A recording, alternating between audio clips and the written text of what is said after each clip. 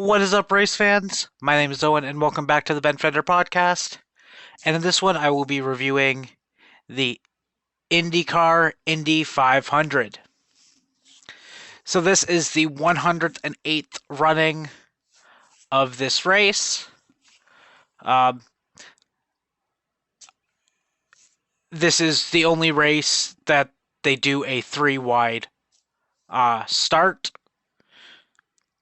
So there's 11 rows with 3 cars in them, 33 cars total. Unfortunately, the race was weather delayed for like 4 hours, I think it was. So that was a lot of waiting I had to do. Um, One notable field entry was Kyle Larson, who is originally a NASCAR driver. He was in the field, and he actually started second row in 5th place.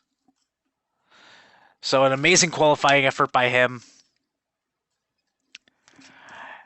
Now getting on to the actual race. So the front row was consisted of Scott McLaughlin, who was the pole sitter, Will Power, and Joseph Newgarden. McLaughlin takes the initial lead. Then Blomqvist spins and collects Ericsson, Ilott, and Fittipaldi. Blomqvist, Ericsson, and Fittipaldi all out of the race, and this was the first caution of the race. During the caution, Armstrong ends up losing power, so he is out of the race. Then a little while later, Caitlin Legge also ends up losing power, so she is out of the race. That ends up bringing out the second caution. After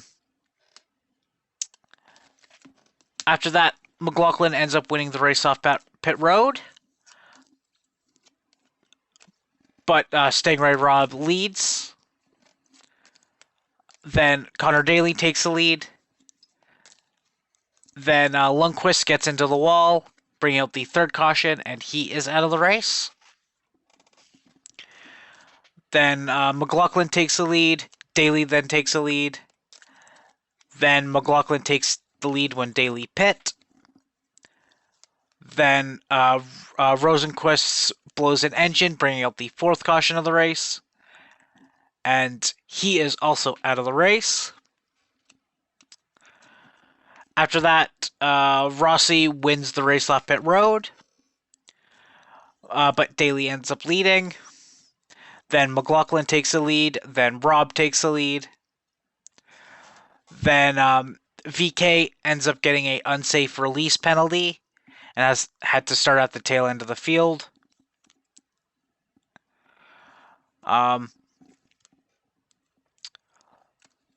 Then McLaughlin ends up taking the lead.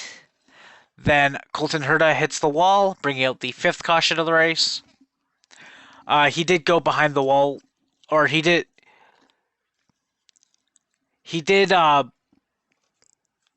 go behind into the garage to fix some stuff up, but he ended up coming back into the race a little bit later. Then, so after the restart, VK ends up leading.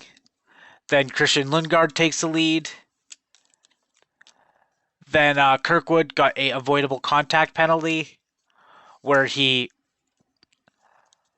ran into the back of someone on pit road, and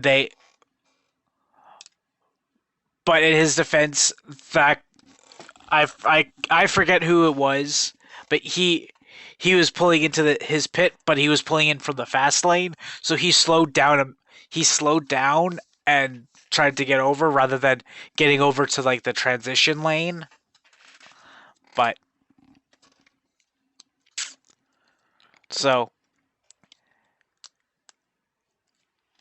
it was both of their faults, but I don't blame it on Kirkwood.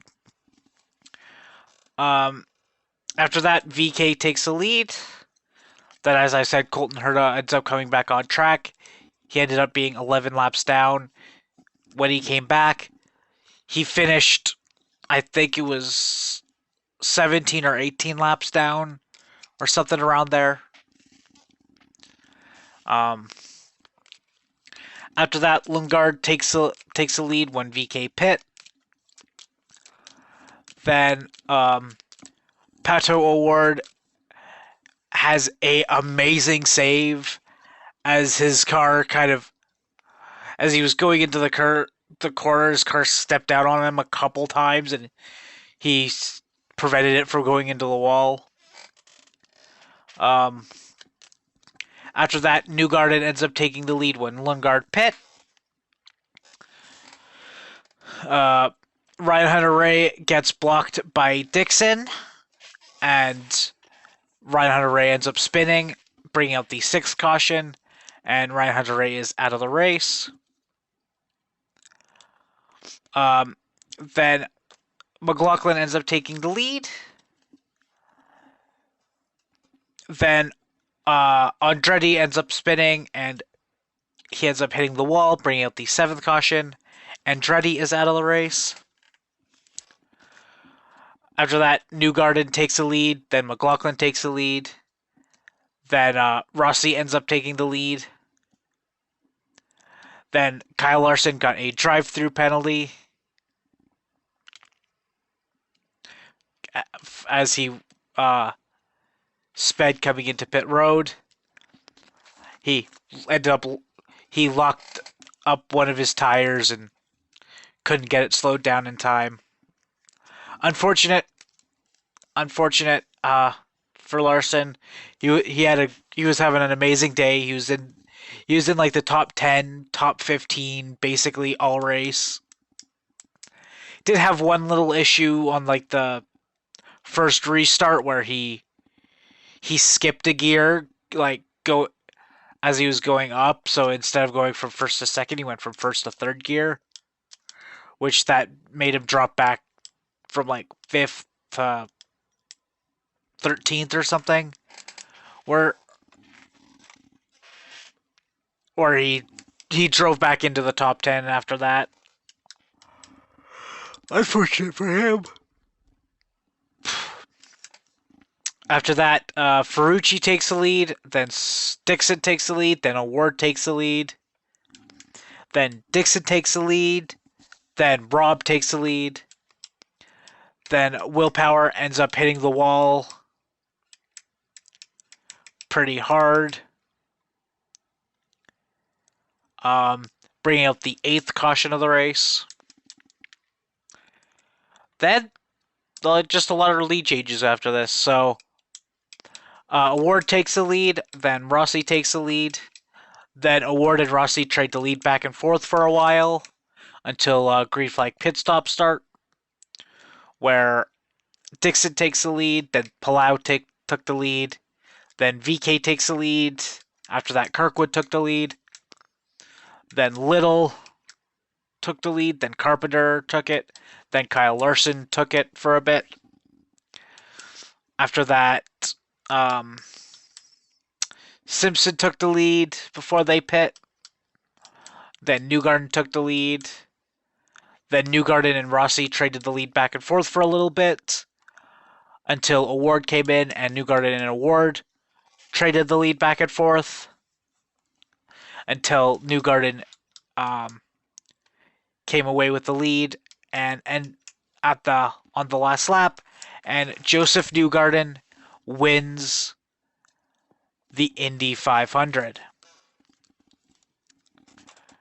So the top 5 were Joseph Newgarden, then Pato O'Ward, then Scott Dixon, then Alexander Rossi, then rounding out the top 5 was Palau. I think it's like Alex Palau. Yeah, I believe so. Yeah, Alex Palau. So, and with this win, this is the first time in 22 years that a driver has gone back to back as he won last year's 500 and this year's. And the last driver to do it was Helio Castroneves in 2001, 2002. He did it. And the one notable finisher was Kyle Larson. He finished 18th. He was still on the lead lap. So, the one mistake he made on pit road kind of ended his race. But as the broadcast said, a lot of veterans have made that same mistake. So he shouldn't really get his head down. He should really keep his head up for that, but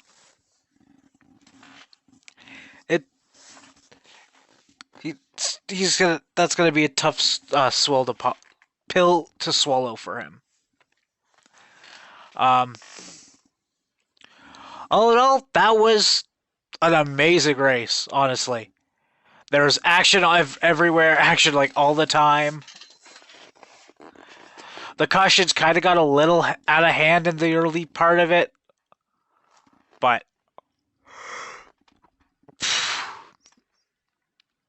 there wasn't like the big one where it took out like 10 cars. There's more like, I think the biggest one was the first one, which was like a 5-car incident. All the other ones were like 1-car, 2-car incidents. So, not a big one as I expected it to be, but it was still a really good race. So I'm gonna rate this one 9 out of 10. It was one of the better races I've seen this year. So yeah, that is my rating for this year's Indy 500.